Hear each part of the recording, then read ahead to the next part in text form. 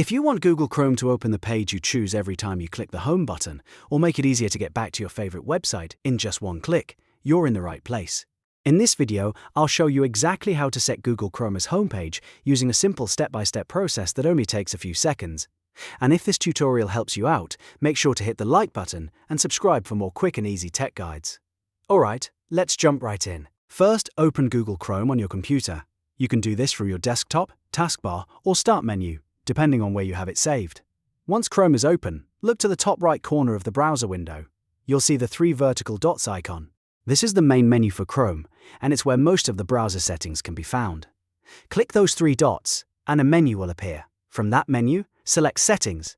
This will open the Chrome Settings page where you can customize how the browser looks and works. On the left side of the Settings page, find and click Appearance. This section controls things like the toolbar, the Home button, and other display options. If you don't see the Home button option right away, don't worry. Just keep looking in this section, because this is where the setting is located. Now look for the option that says Show Home button. Turn that switch on. Once you enable it, the Home button will appear on your Chrome toolbar, usually near the address bar.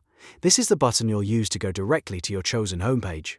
After that, choose Custom Web Address. When you select this option, Chrome will let you enter the exact website you want to open when you click the Home button. In the text field, type the URL you want, such as your favorite search engine, news site, dashboard, or any page you visit often. Make sure you type the web address correctly, including the full URL if needed.